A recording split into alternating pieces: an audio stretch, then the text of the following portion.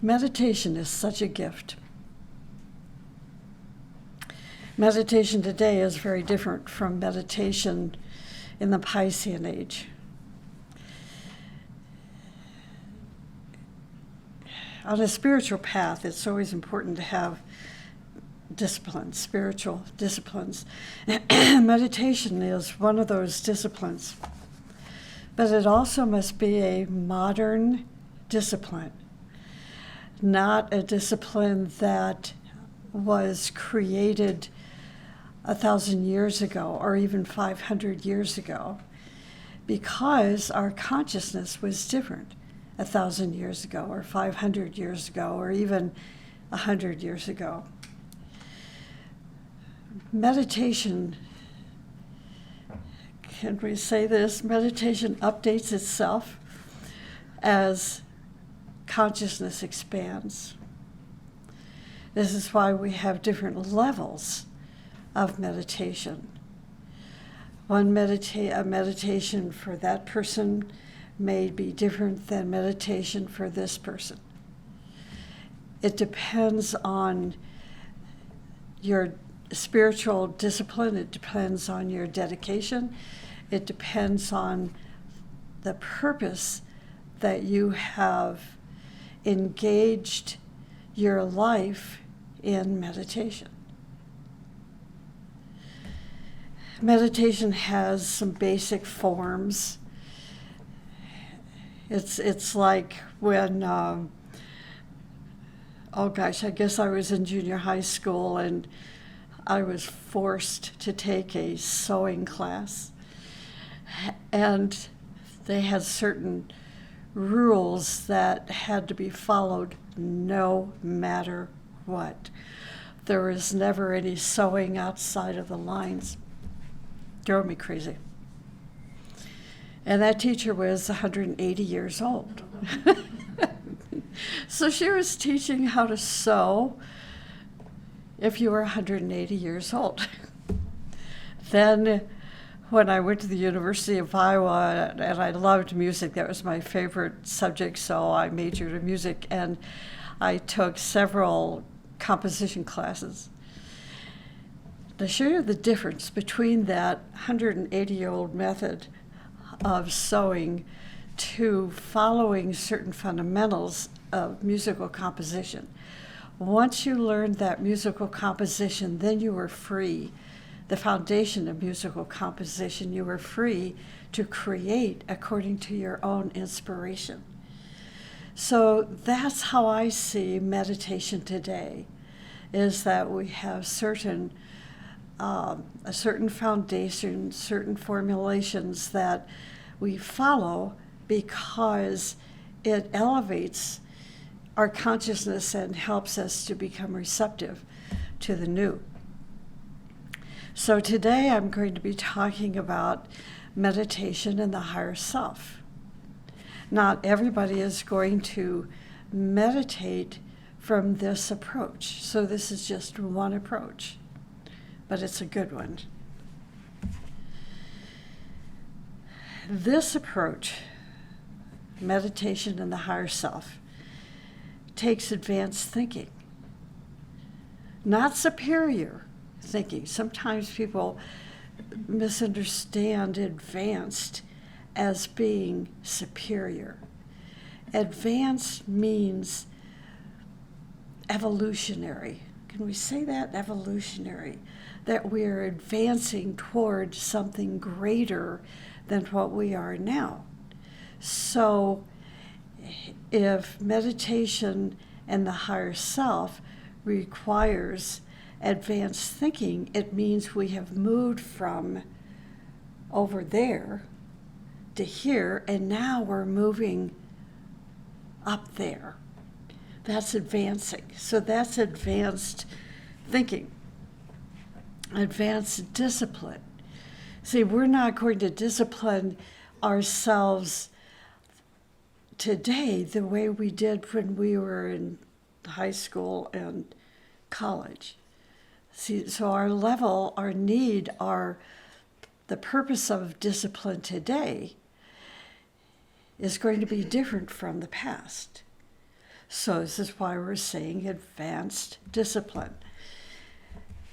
Concentration plus a desire to have communion with the higher worlds. So now, this is an important point to recognize that communion with the higher worlds means meditation through the higher self. See, so this tells us this is not a physical meditation, right? This is an advanced thinking, advanced discipline. To realize the long-term soul effects of such an approach, you can read about the life of Saint Sergius and others. Saint Sergius was an extraordinary person who, through his life example, showed us what is possible when one has God consciousness. So meditation through the higher self is a pathway to God consciousness. God consciousness. That's so remotely distanced from a physical kind of meditation. It's not putting your physical body through yogic twists and turns because that's all physical. It has nothing to do with God consciousness. So meditation through the higher self leads us to God consciousness. And for us to understand God consciousness, we want to read about someone's life who exemplified God consciousness. Saint Sergius is just one of those great beings.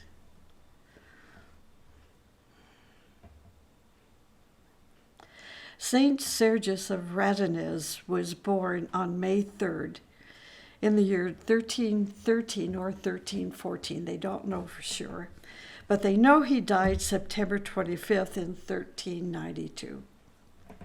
So here's a story about Saint Sergius. One day when Saint Sergius was serving the Divine Liturgy with his brother and nephew, Isaac the Quiet saw near the altar a fourth priest who was glowing with a great light. After the liturgy, two of the monks asked Saint Sergius what it had been. With their persistence, Saint Sergius finally answered, saying, "If God revealed it to you, I do not wish to hide it. That which you saw was an angel of the Lord, with whom I, although unworthy, always serve. But do not say anything about what you saw as long as I am alive." On another occasion, Saint Sergius was celebrating the Divine Liturgy in the presence of his disciple Simon the ecclesiarch. Simon had an extraordinary vision. He said that during the liturgy he saw a fire. This fire touched the table and surrounded the holy altar. At the moment of communion, the fire entered the chalice, and the saint received communion in this manner. Seeing this, Simon was filled with terror and fear. He said to Saint Sergius, "Master, I never had such an awesome vision. I saw the grace of the Holy Spirit acting with you." The saint forbade him to speak of it. "Do not tell anyone what you saw until I die." In every teaching, we find a symbol of this fiery ascent. The time is coming when people will not know how to accept the occurrences of these fiery possibilities. In their confusion, they're going to forget that fiery communion has been ordained. They will excel in counteracting instead of being filled with the power of the fire. Many mysteries incomprehensible to the intellect are revealed when one is in communion with the divine element of fire.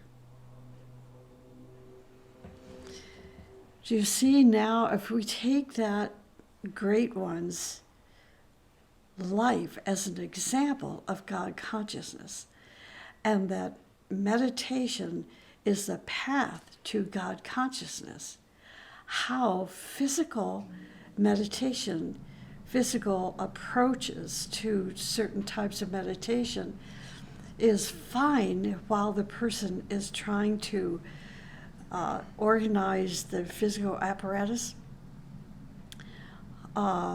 make it healthy, clean. But that's just the first step. It's not the last. And it's certainly not an advanced step. But when you compare that step to the mass of consciousness, then it would be advanced. This is why I see I've seen over my lifetime so many examples of meditators who, it's like they always wear special garb, special robes, and they usually walk with a hunchback. It's like they've got the burden of the planet on their shoulders. It's very interesting. They've isolated themselves from their brothers and from their sisters. And even though the nature, the demeanor of their physical presence appears to be humility, it is just the opposite of that.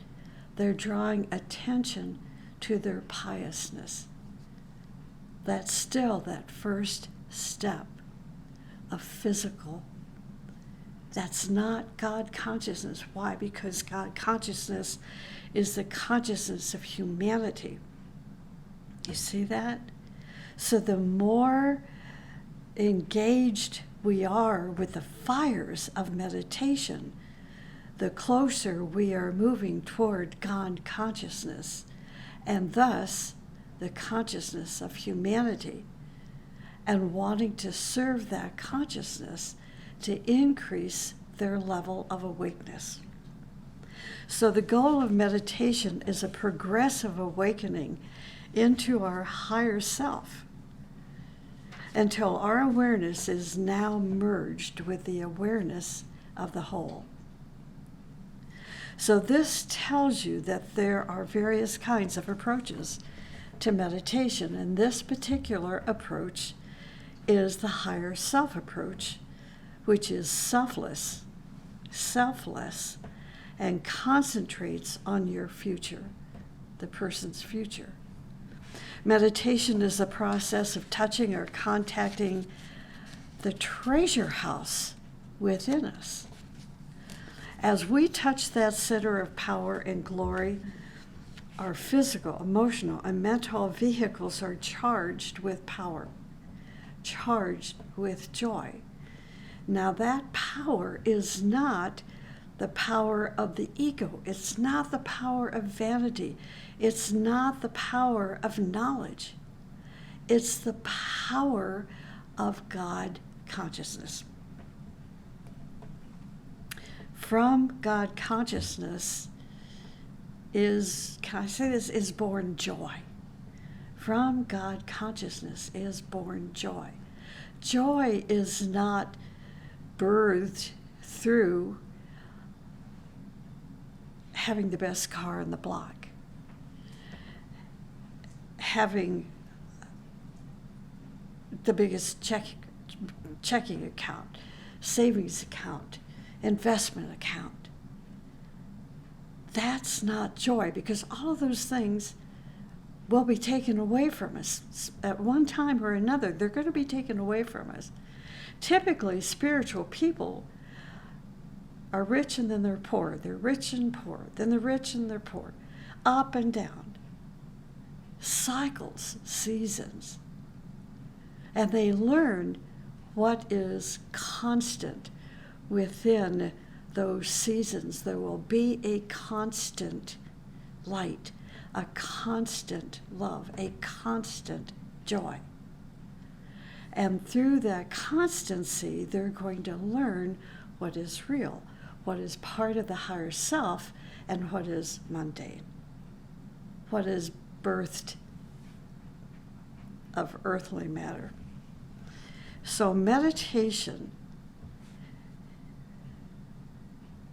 is a process of formulating and translating those impressions and inspirations which pour down into our mind at the time of contact with our higher mind, with the sphere of the higher self. It is a noble tool. Meditation is a noble tool to help us think, to act and speak and write more creatively, in accordance with the highest good for all, for yourself, for your family, for your group, for humanity. It increases our capacity to serve, to understand people and their problems, and to meet their needs creatively. To help us remain in the light of the soul and to act from that high level. We become a fountain of inspiration and courage and power for our friends, for our co-workers, or for those in need. It's not something we learn in school. It's not something we learn in books. So it's not an experience of the intellect. It is the experience of the fire, the experience of spirit. As that flame of life increases in you, the increase is the result of inspiration. So as inspiration pours into our higher mind, let's say, then we have an enthusiasm that has to be shared with others, and that we are sharing is how we meet the needs of others. It's not our need that needs to be met. It is now taking that flame of inspiration and giving it to the world. And how we give it to the world is according to the purpose of our life. So my purpose is different than yours, and yours is different than your spouse's, and your spouse's is different from your children and your boss, and so forth. Because every soul has a specific purpose within a plan. Meditation breaks our limitations which imposes on us, attachments which impose upon us and upon our life. Meditation lifts us into understanding the purpose, even recognizing the purpose, even feeling the fact that our soul has purpose. Most people don't know what that purpose is. Most people can't even explain what joy is because they don't know it. They haven't tasted it. They haven't touched it. They haven't felt it. If they can't taste and touch and feel joy, that means they don't yet have a sense of what their life purpose is. Meditation leads us in that direction. Our higher nature leads us to people and places and books and events through which we learn and expand and then follow the path of our inner calling and fulfill our creative urges. The mental plane is a very mysterious realm of consciousness. But to begin meditation, it is necessary to coordinate the mental plane. The mental plane is a sphere of light. And in this sphere, there are billions of tiny atoms darting about. When you function in that mental plane, when you begin to function in that mental plane, you're going to experience psychic phenomena.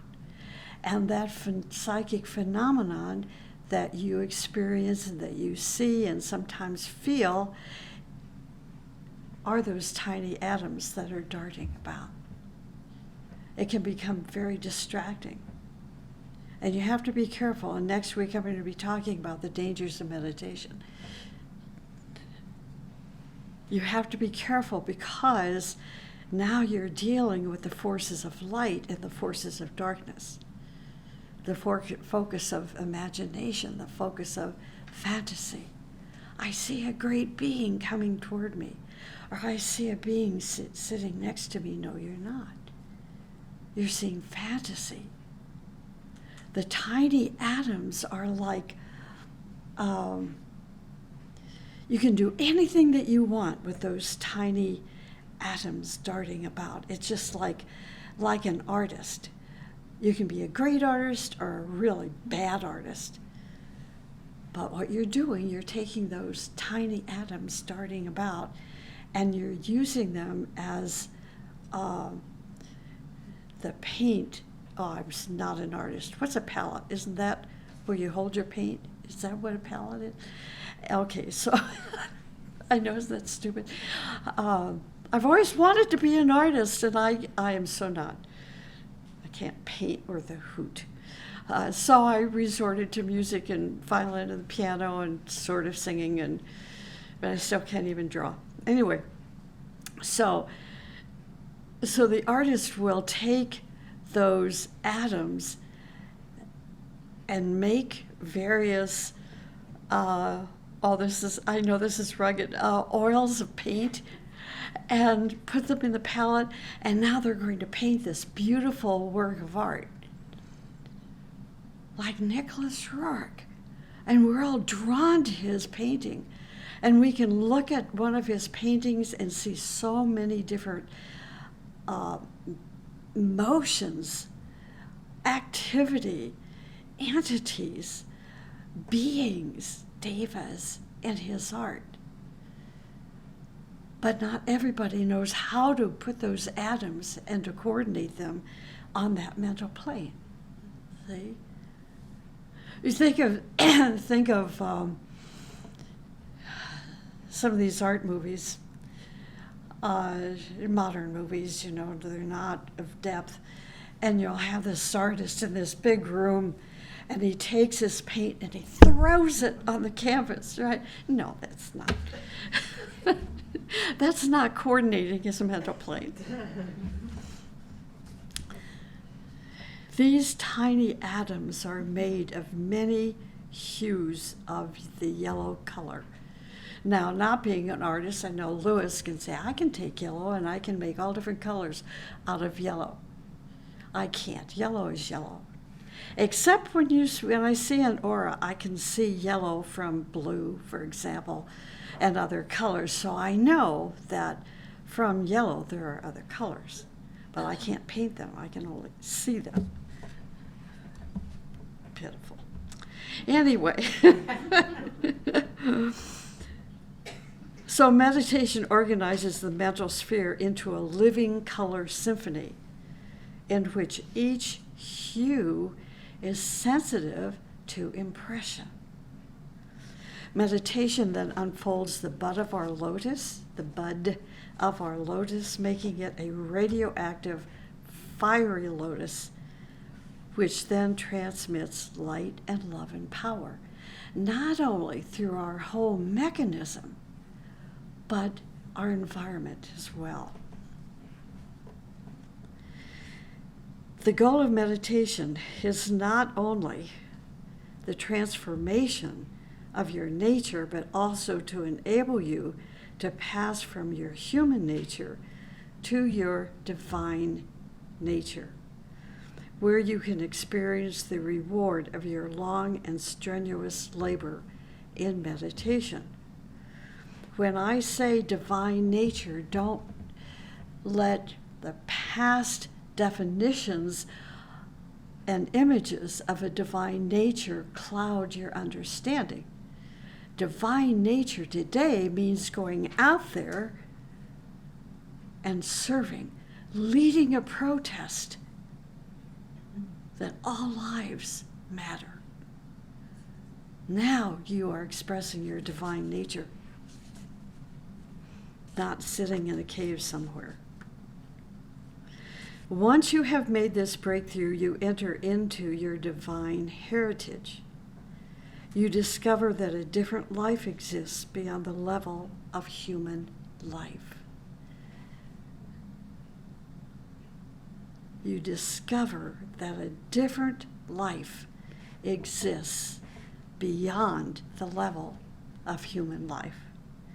You feel the presence of your higher self, which leads you to your master, who will be in charge. That master, whether it is a Tara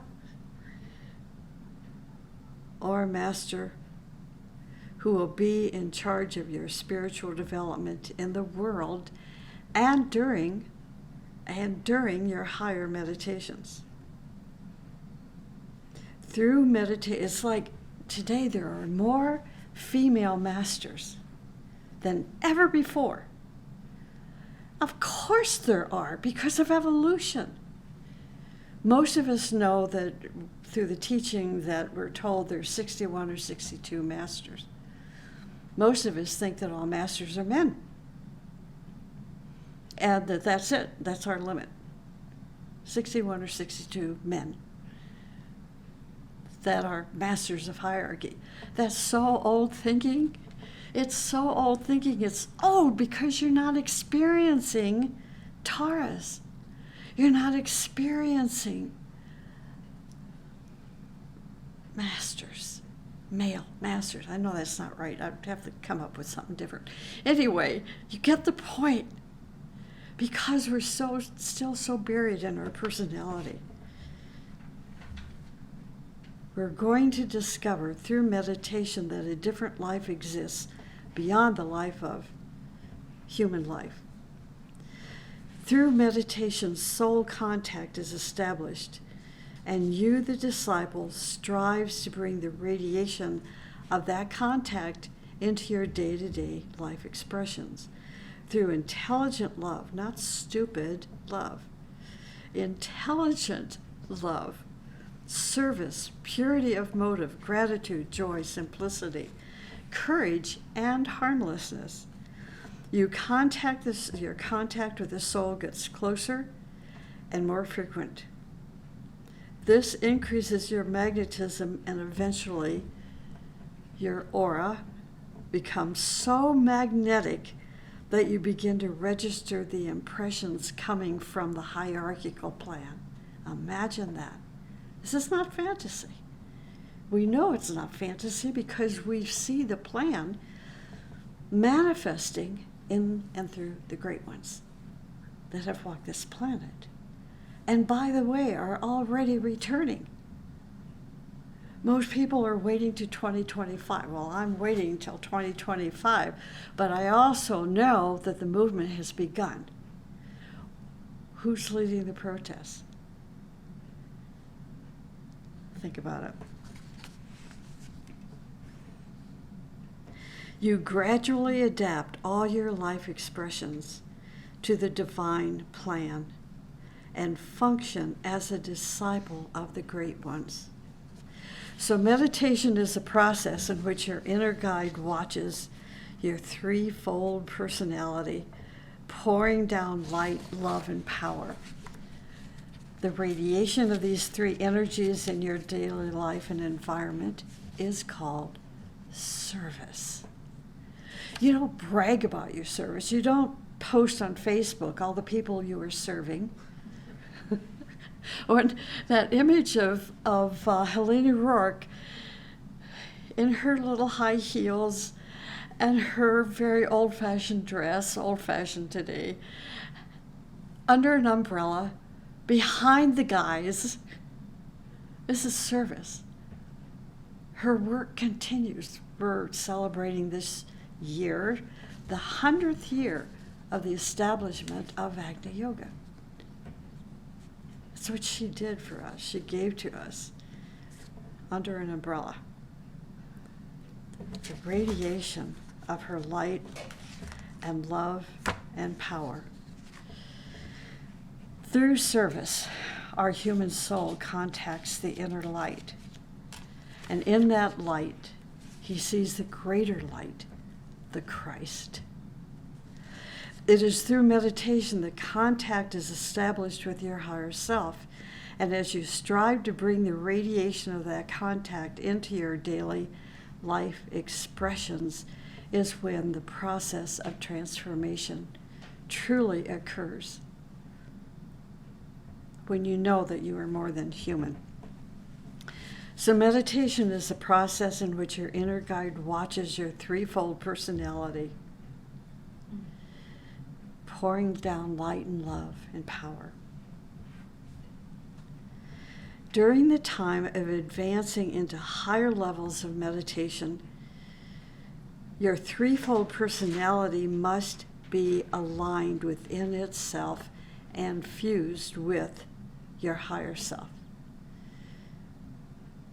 During the time of advancing into higher levels of meditation, your personality has to be aligned. Physical, emotional, mental vehicles cannot be out of alignment. When we go out of alignment, our physical body, what do? We go see a chiropractor. When our physical, emotional, mental bodies move out of alignment, we come back to the center, meditate, increase our discipline, change the virtues that we are trying to express until that physical, emotional, mental alignment takes place. It must be aligned. The personality must be aligned so we stay fused or enveloped with the light and love and power of the higher self. This means that the higher self and our personality, we can see our higher self as the conductor of a symphony orchestra and our personality as the musician. We start doing this through relaxation. Keep that alignment. In relaxation, we are withdrawing our attention out of our lower nature. And this is really tough if you're a narcissist. It's tough if you're an egotist. It's tough if vanity rules your life. It is really tough to draw your attention out of the lower nature, out of your threefold personality. But what you want to do is just let them rest. Just let them rest. Let them go. And pretty soon, this magic happens and your personality becomes a chord of harmony. It is your concentration and attention that keeps your mechanism going objectively and subjectively. Attention is a flow of concentrated energy. Last week I talked about concentration, remember? Okay. So attention is a flow of concentrated energy from various levels according to the level where your consciousness is focused.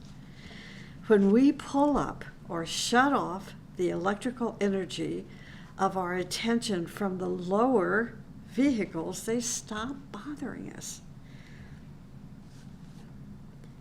They stop bothering us through their noises and disorders.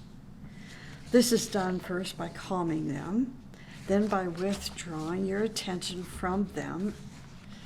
Oh, my back really hurt. Oh, God, I can't meditate. I'm so old. My body doesn't bend anymore. Oh my God, I got to get up and have a glass of milk. This is not withdrawing your attention.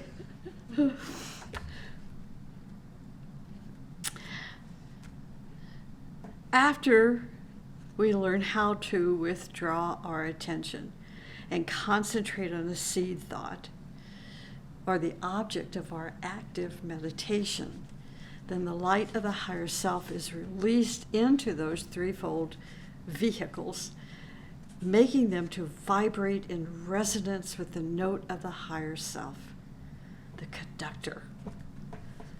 And this is what soul fusion is. In this process, which is the process of alignment and integration, you are withdrawing your attention from the physical, emotional, and lower mental bodies, called the personality. And in the next step, you are pouring forth the light or surrounding note of the higher self. The surrounding note. Surrounding note. Didn't we used to have, what was it called? Surround sound? Yeah, well, that was like an image of, to remind us of the surrounding note of the higher self. It is in this process that we are fusing the bodies with the light and love and beauty of the higher self and creating a shield. That shield is very important, for without that shield, advanced meditation would be dangerous, and this is why I'm going to talk about it next week. Advanced meditation would be dangerous without that surrounding note. So meditation is performed on the mental plane and in the light of the higher self. The aim is to expand our communication in both the objective and subjective worlds using objects of meditation which are called seed thoughts. In advanced meditation, we meditate on the events while we are focused in the higher mind, where we can stand above our reactions and control the associative functions, control those associative functions. The most important point in advanced meditation is to take that event and put it in the light of your soul's plan. Put it in the light of your soul's plan. There is a connection with what's going on in this country today with the protests and the plan of your soul. There is a connection. In advanced meditation, you see that connection and how you can utilize the experience to cause the manifestation of your soul's plan. How can you find the plan? It is there in the sphere of your higher mind, in the heart of your inner guide. Through advanced meditation, you will penetrate deeper into that sphere and find the plan upon which you are going to construct the rest of your life and life events. You can penetrate there if you always think about the ideal. Think about the ideal and then about the idea. You think about the ideal and then the idea. Then the plan will reveal itself in the depth of your intense meditation, advanced meditation. As you continue your meditation, the whole tapestry of your life will emerge more clearly to such a degree that you easily know what to add to make it more in accord with the higher worlds. This tapestry is woven by many threads coming from the physical plane, from that astral plane, those mental planes, and also from the threads and designs of your inner guide, or from the true self, using all threads for the plan of your individualized self within the limits of karma and virtue. A major sign of success in meditation is communication. Communication is the main factor in meditation through which you expand your field of contact with higher planes, higher centers, and also higher beings. According to the intensity, the concentration, and purity of your meditation. There is no real meditation until you first contact your inner watch. Evidence of contact is intense concentration. Evidence of contact is intense concentration to such a degree that your outer world ceases to be during concentration. Concentration is the ability to withdraw from your own physical, emotional, and mental or lower mental world and focus your consciousness in the light of the soul. Joy is also evidence of your contact. Joy is the electrical energy of the soul, which passes through your physical, emotional, and mental bodies, joy integrates, and joy charges them, and flows through them, creating a unity and synthesis through which the influence of your soul expresses itself. In meditation, we slowly learn to come out of our body. If you are steady and regular in your meditation, you will also be able to come out of your emotional and mental bodies and focus yourself in the light of your soul. This is meditation, where your concentration will become intense and pure. Because you've organized all those tiny atoms, right? Like a focus of light, it will penetrate the essence of the object of your meditation. When one dies, they are unconscious if they have had no contact with their soul. If they have contact with their soul from the astral plane, they will be conscious only on the astral plane and unconscious in the highest planes, higher planes. If they have contact from the mental plane, they will be conscious in the astral and mental planes until they pass away. If the person fuses with the light of their higher self, they will not need to be occupied with reflections. They will participate in events going upon any plane, or in the spiritual realms. Of course, expansion of consciousness is also evidence of contact. If your consciousness is expanding, you see one object with an increasing number of viewpoints. And you have the ability to synthesize all viewpoints in a single but yet multidimensional understanding. See, this is so important, to synthesize all viewpoints in a single but multidimensional understanding. There are people out there. It's like a couple of days ago, I just lucked out. Somebody sent me a YouTube of President Obama speaking. And that just gave way to another YouTube and another one and another one. And I spent all afternoon of the Gemini full moon watching the Obamas. It was so healing and so beautiful and so wonderful and so peaceful. And I couldn't help but think of this, how the Obamas had the ability to synthesize all viewpoints in a single but multidimensional understanding. And that's why they could speak to anybody. We could all understand them because they had a multidimensional understanding. When these signs are present, you have contact with your higher self, and your meditation is creative. So here's a meditation, and then I'm closing with this. A meditation you can use once a week within your own meditation form. At the point where you begin to meditate on your usual seed thought, meditate instead on the subject of your soul's plan. Your soul's plan for you. At the point when you begin to meditate on your usual thought, seed thought, meditate instead upon the subject of your soul's plan for you.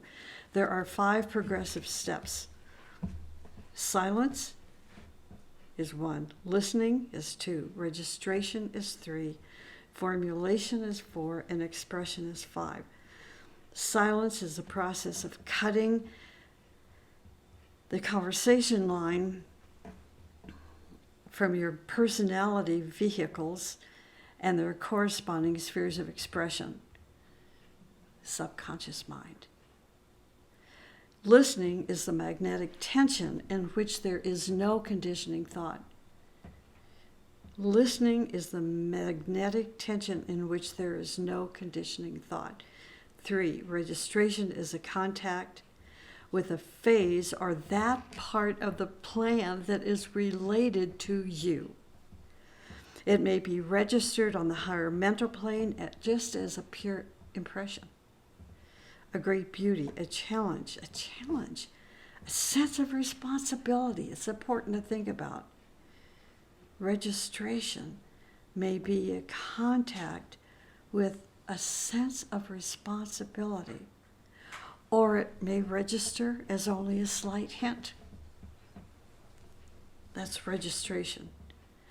4, formulation is the process of adapting or the adaptation of the sensed plan. It is that point where real meditation starts. It is a stage of personal relationship with the plan of your soul. The success of your life depends on the right formulation and adaptation of the plan as you sense it. And 5, expression is the putting into action the formulated plan, and then relating it to your daily activities and expressing it practically in your daily relationship. This is why you're not going to wear all these old age garments walking. Like, what kind of plan is that? What kind of relationships are you going to have with people when you're like, okay, it's not you're not going to have a healthy relationship because you're going to be so burdened with yourself.